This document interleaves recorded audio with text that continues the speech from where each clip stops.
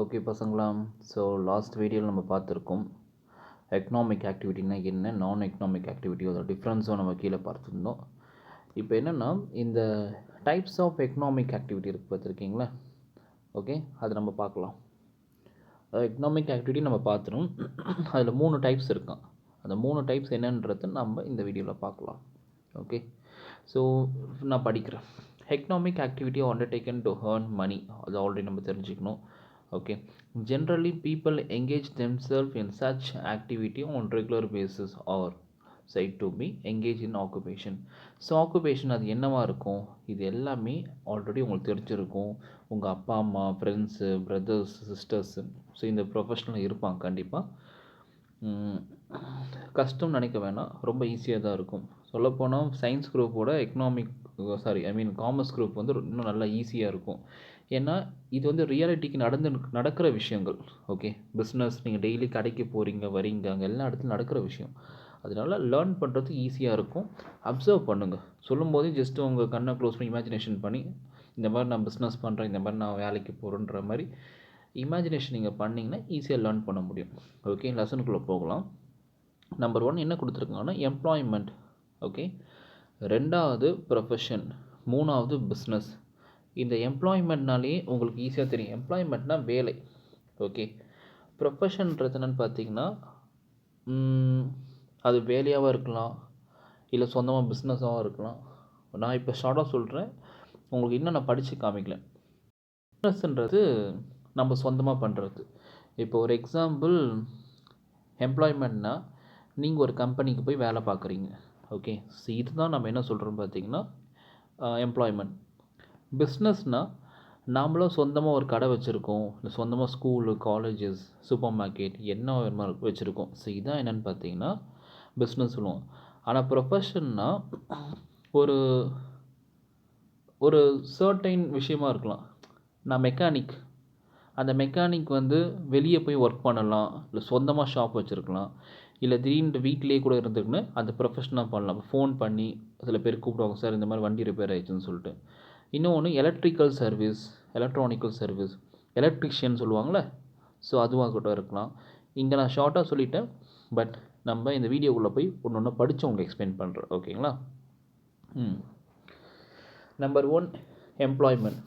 இதில் கொடுத்துருக்காங்க பாருங்கள்.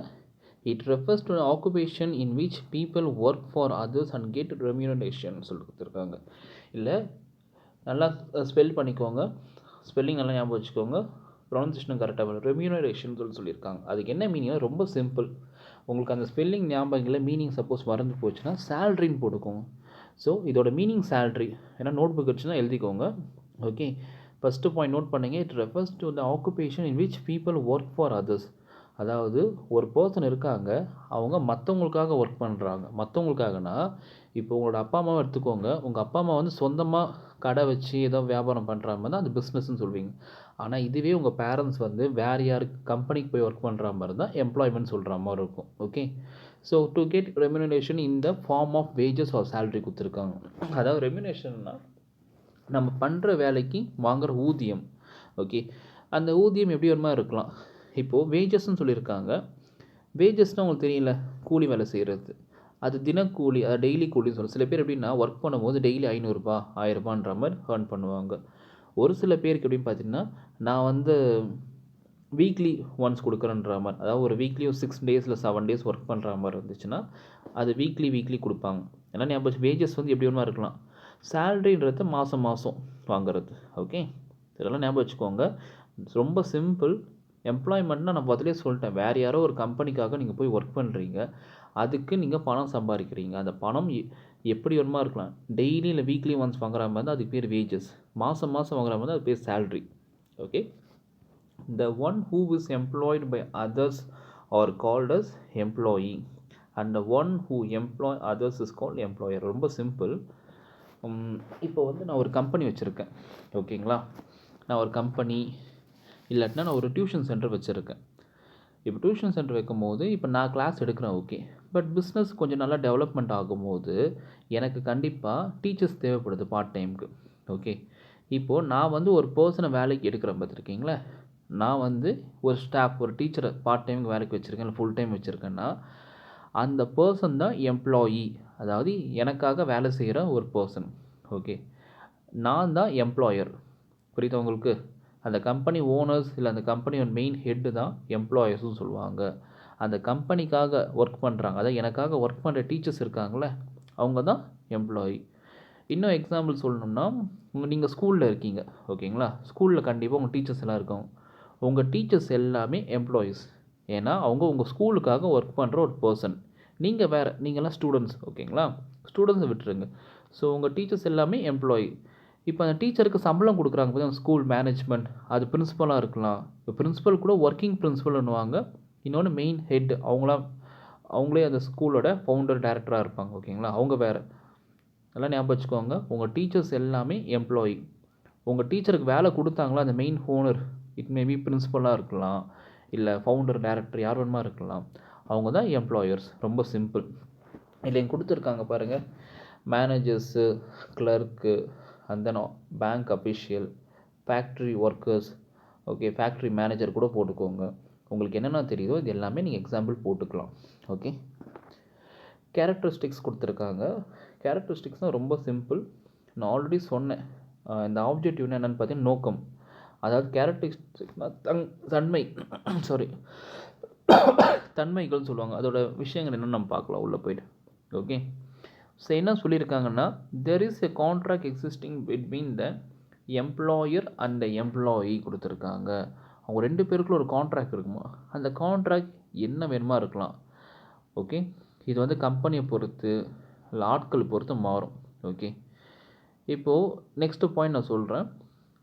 Employee perform according to the assigned task. அதாவது எம்ப்ளாயி என்ன பண்ணுவான்னு பார்த்தீங்கன்னா, அவங்களுக்கு கொடுத்த வேலைக்கு ஏற்ற மாதிரி அவங்களோட டாஸ்க், அதாவது இப்போ எக்ஸாம்பிள், நீ இந்த வேலையை பண்ணு, நீ அக்கௌண்டன்ட் வேலையை பார், நீ வந்து மேனேஜ்மெண்ட் பண்ணு, நீ சேல்ஸ் மேனேஜர் ஒர்க் பண்ணு, நீ லேபர் ஒர்க் பண்ணு, நீ ஆஃபீஸை க்ளீன் பண்ணு, லைக் தட் ஒவ்வொருத்தருக்கும் ஒரு டாஸ்க் கொடுத்துருப்பாங்களோ அதுக்கேற்ற மாதிரி அவங்க ஒர்க்கை பண்ணுவாங்க. Okay, remuneration is given to employees for delivering a value of services. So இதில் என்னென்னா, சில பேர் வந்து சேலரிக்கு ஒர்க் பண்ணுவாங்க. சேலரிக்கு ஒர்க் பண்ணாலும் நீ இந்த ஒர்க்கை பண்ணால் உனக்கு இவ்வளோ பணம் தரேன், எக்ஸ்ட்ரா தரேன், உனக்கு இன்சென்டிவ் தரேன், நீ டார்கெட் அச்சீவ் பண்ணால் உனக்குன்னு இந்த மாதிரி தரேன், இந்த மாதிரினா கார் வாங்கி தரேன், ஓகே, எக்ஸ்ட்ரா ஒரு 1 lakh தரேன்.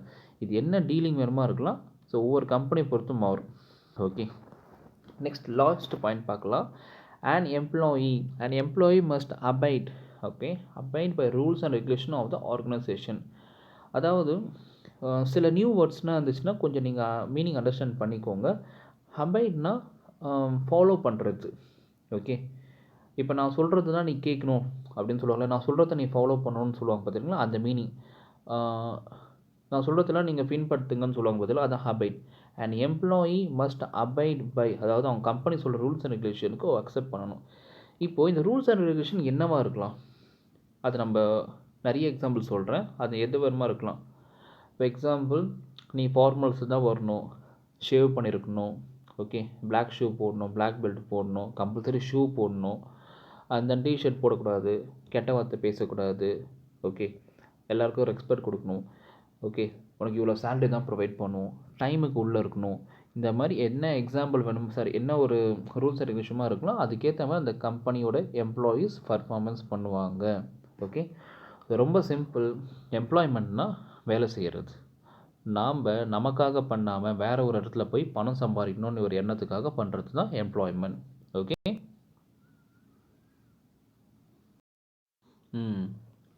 சரி, ஓகே. இப்போ 3 பாயிண்ட் இருக்குதுன்னு சொல்லியிருந்தேன். Employment and then profession, business. இப்போ ப்ரொஃபஷன் பார்க்க போகலாம். ப்ரொஃபஷன் பற்றி நான் ஆல்ரெடி இதை ஸ்டார்ட் பண்ணும்போது குட்டியும் தான் சொன்னேன். ஓகே, இப்போ நம்ம டீட்டெயிலாக பார்க்கலாம். கொஞ்சம் ஆக்சுவலி ப்ரொஃபஷன் இந்த டாபிக் பார்க்கும்போது பிஸ்னஸ் மாதிரியும் இருக்கும், வேலை மாதிரியும் இருக்கும். பட் இது என்னன்றது நான் முடிஞ்ச அளவுக்கு கிளியராக எக்ஸ்பிளைன் பண்ண பார்க்குறேன். ஸோ நீங்கள் லேர்ன் பண்ணிக்கோங்க. இதை படித்து புக்கில் இருக்கிறத ஃபஸ்ட் சொல்லிடுறேன், அப்புறம் எனக்கு ரியாலிட்டிக்கு எப்படி பொருந்துன்றது நான் லேட்டராக சொல்கிறேன் உங்களுக்கு. ஓகே சார், இந்த profession are those occupation which involve rendering of personal services of a special and expert nature கொடுத்துருக்காங்க. ஸோ இது என்னென்னா, profession are those occupation which involve rendering of personal services, அதாவது personal services of a special and expert nature கொடுத்துருக்காங்க. So இதில் என்ன சொல்லியிருக்காங்கன்னு நான் first உங்களுக்கு எக்ஸ்பிளைன் பண்ணிடுறேன். பர்சனலாக ஒரு பர்பஸ் இருக்கும். ஸோ அந்த பர்பஸ்க்காக நாம் வந்து எக்ஸ்பர்ட், அதாவது ப்ரொஃபஷன்னா ஃபஸ்ட் மீனிங் தெரிஞ்சுக்கோங்க. ஏதோ ஒரு பர்ட்டிகுலர் ஃபீல்டில் நாம் ஒரு பெரிய எக்ஸ்பர்ட்டாக இருப்போம். ஓகே, இந்த விஷயத்த இவங்கக்கிட்ட பண்ணால் இது முடிச்சு கொடுப்பாங்க. ஓகே, ஸோ அது என்ன ப்ரொஃபஷன்றது நான் கொஞ்சம் லேட்டராக சொல்கிறேன். லாஸ்ட்டாக உங்களுக்கு இன்னும் கொஞ்சம் அண்டர்ஸ்டாண்ட் பண்ணிப்பீங்க. ஓகேங்களா? ஸோ அந்த சர்வீஸில் அவங்க என்ன பண்ணுறாங்கன்னா, அந்த ஒர்க் கொடுத்த பிறகு அவங்க ஒரு எக்ஸ்பர்ட்டாக இருந்துன்னு கரெக்டாக முடிச்சு கொடுப்பாங்க. எ profession is something which is more then a job. அதாவது ஜாபை விட, இப்போ ஜாப்ன்றது என்னென்னு பார்த்தீங்கன்னா, இப்போது எக்ஸாம்பிள் ஒரு கம்பெனியில் போய் டெலிகாலராக இருக்காங்க. ஓகே, டெலிகாலர் உங்களுக்கு தெரியும், ஃபோன் பண்ணி சிம் கார்டு விற்கிறது, இன்சூரன்ஸ் விற்கிறது, இது என்ன ஒர்க் வேணுமா இருந்துன்னு போடும். ஆனால் டெலிகாலிங் பண்ணுறது, ஸோ டெலிகாலிங் பண்ணுறது வந்து அது வேலை. ஓகேங்களா? அது எம்ப்ளாய்மெண்ட் தான். அதை போய் ப்ரொஃபஷன் நம்மளால் சொல்ல முடியாது. Okay, next it is a career. இந்த படிக்கூடாது, கரியர்னு சொல்லணும். கேரியர்ன்றது வேறு, கரியர்ன்றது வேறு. ஓகேங்களா? It is a career for someone who is competent in their respective area. அதாவது காம்பிட்டன்ட்னா இது மீனிங் நல்லா ஞாபகம் வச்சுக்கோங்க, எழுதி வச்சுக்கோங்க. ஓகே, ஆல்ரெடி இந்த மாதிரி ப்ரீவியஸாக சொன்ன ஹப்பைன்னு சொல்லி ஒரு மீனிங் சொன்னேன். தென் காம்பிட்டன்ட் ஒரு மீனிங் சொல்லியிருக்கேன். காம்பிட்டன்ட்னா புத்திசாலி, அது திறமைசாலின்னு சொல்லுவாங்க. ஓகேங்களா? இப்போது உனக்கு என்ன திறமை இருக்குன்னு சொன்னால் நீங்கள் என்ன ஆன்சர் பண்ணுவீங்க? ஓகே, ஸோ இப்போது நமக்கு ஒரு ஸ்கில்ஸ் இருக்கும். ஓகே, ஆனால் இதுவே ஒரு ஃபியூ இயர்ஸ் அப்புறம் பார்த்தீங்கன்னா நமக்குன்னு ஒரு ஸ்கில்ஸ் இருக்கும். பார்த்துருங்க, அதுதான். ஸோ காம்பிட்டன்ட்னா புத்திசாலி, புத்திசாலி சொல்ல திறமைசாலின்னு வச்சுக்கோங்க. ஓகேங்களா? ஏதோ ஒரு பர்டிகுலர் ஃபீல்டில் அவங்க நல்லா ஸ்கில்டாக இருப்பாங்க. ரெஸ்பெக்டிவ் ஏரியானா அது என்ன ஒன்றா இருக்கணும். இந்த எக்ஸாம்பிள் டாக்டர். ஓகே, இவங்க வந்து ப்ரொஃபஷ்னல் டாக்டர், இவங்க வந்து ப்ரொஃபஷ்னல் லாயர். இன்னொன்று ஆர்டிஸ்ட், அதாவது பெயிண்டர்னா சொல்லுவாங்க, பார்த்துருக்கீங்களே. இவங்க வந்து ப்ரொஃபஷ்னல் டான்ஸர். ஓகே, இப்போ பிரபுதேவானா என்னன்னு சொல்லுவோம், அவங்க வந்து professional dancer as well as actor. ஓகேங்களா? இப்போது இன்னொன்று ப்ரொஃபஷ்னல், அவங்க வந்து டாக்டராக இருக்கலாம், இல்லாட்டினா ஒரு எந்த ஃபீல்ட் டீச்சராக இருக்கலாம். ஓகேங்களா? எல்லாத்துலேயும் இது இன்க்ளூட் பண்ணிக்கலாம். ஓகே, நெக்ஸ்ட் வந்து it include professional activity which are subject to guidelines or codes of conduct laid down by professional bodies கொடுத்துருக்காங்க. ஸோ இதில் என்ன பாயிண்ட் சொல்ல வரேன்னு பார்த்தீங்கன்னா, நோட் பண்ணிக்கோங்க. It include professional activity which are subject to guidelines. சிலது வந்து ரூல்ஸ் அண்ட் ரெகுலேஷனோட ஃபாலோ பண்ணுறோம். இப்போ இன்னொன்று, ஒரு சில பேர் வந்து இந்த சிவில் இன்ஜினியர்னா இருக்காங்க, பார்த்துருக்கீங்களா? ஸோ அவங்க எல்லாம் என்ன ஒரு ப்ரொஃபஷ்னல் தான், வீடு கட்டி கொடுக்குறது, இது ஒரு ஃபீல்டில் இருப்பாங்க. இன்னொன்று, ஒரு பர்டிகுலர் ரூல்ஸ் அண்ட் ரெகுலேஷனோட அவங்க இருப்பாங்க சில பிளேசஸில், சில ப்ரொஃபஷ்னலுக்கு மட்டும். ஓகே, அது என்னென்னு பார்த்தீங்கன்னா டாக்டர்னால் உங்களுக்கு தெரியும், டிவிலலாம் பார்த்துருப்பீங்க. இந்த மாதிரி கேசஸ்க்கு வந்தால் அவங்க ஃபஸ்ட் எய்ட் பண்ணலாம். இந்த மாதிரி வந்துச்சுன்னா ஒரு ரூல்ஸ் அண்ட் ரெகுலேஷனோட தான் அவங்க ஃபாலோ பண்ணுவாங்க. Okay, next those engage in a profession are called as professional. அதாவது இதில் மீனிங் ரொம்ப ஈஸியாக இருக்குது. ஏதாவது ஒரு ப்ரொஃபஷனில் அவங்க இருந்தாங்கன்னா அவங்க தான் ப்ரொஃபஷ்னல் சொல்கிறாங்க. அந்த ப்ரொஃபஷன் என்னென்னு ஆல்ரெடி சொன்னேன். Dancer, painter, artist. இன்னும் கேட்டால், இப்போது உங்கள் வீட்டில் ஒருத்தவங்க இருக்காங்க, உங்களோட பேரண்ட்ஸ் வந்து எல்லாருமே படிச்சிருக்க மாட்டாங்க. அந்த பேரண்ட்ஸ் வந்து ஒரு மேஸ்திரியாக இருக்கலாம், அப்போ அது ஒரு ப்ரொஃபஷன். அந்த உங்கள் பேரண்ட்ஸ் வந்து ஒரு எலக்ட்ரிஷியனாக இருப்பாங்க. எலக்ட்ரிஷியனாக எல்லோரும் தெரியுங்களா, அது ஒரு ப்ரொஃபஷன். ஓகேங்களா? அந்த வீட்டுக்கு அவங்க பெயிண்ட் அடிக்கிறவங்களாம் இருப்பாங்க, இன்னொரு பர்சன். ஸோ அவங்க அதுவும் ஒரு ப்ரொஃபஷன் தான். ஓகேங்களா? ஸோ இது எல்லாமே ப்ரொஃபஷன் தான், பர்டிகுலர் ஃபீல்டில் இருக்காங்க. Okay, next, and they earn income by charging professional fee. So by charging professional ஃபீனா, இப்போ ஒரு லாயர்கிட்ட இருக்காங்க. லாயர்கிட்ட ஏதோ ஒரு கேஸ்க்காக போகிறோம், ஏதோ ஒரு கேஸ். ஓகே, என்ன கேஸ்னால் கேட்காதீங்க, எக்ஸாம்பிள் நீங்கள் ஏதோ ஒரு கேஸ் வச்சுக்கோங்க. ஓகே, அவங்க என்ன பண்ணுவோம், அவங்க ஒரு ப்ரொஃபஷ்னல் ஃபீ சார்ஜ் பண்ணுவாங்க. அது என்ன ப்ரொஃபஷ்னல் ஃபீனா, அவங்க பண்ணுற பிஸ்னஸ், அதாவது ஒரு ப்ரொஃபஷனுக்காக ஒரு சார்ஜ். இன்னொன்று, ஒரு டேக்ஸ் ஃபைலிங்காக ஒரு ஆடிட்டர்கிட்ட போகும், சார்ட்டர்ட் அக்கௌண்ட் கிட்ட. ஸோ அவங்க ஒரு ப்ரொஃபஷ்னல் ஃபீ சார்ஜ் பண்ணுவாங்க. ஓகேங்களா? ஸோ இதுதான் ப்ரொஃபஷன். அந்த ப்ரொஃபஷன் வந்து வேலை, சில பேர் ஒரே ப்ரொஃபஷன் தான், வேலைக்கும் போவாங்க அதே ஃபீல்டில், இப்போது சொந்தமாகவும் பண்ணுவாங்க. ஓகேங்களா?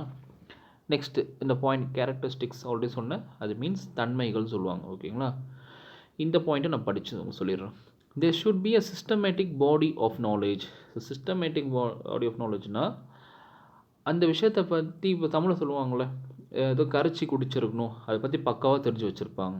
ஓகேங்களா?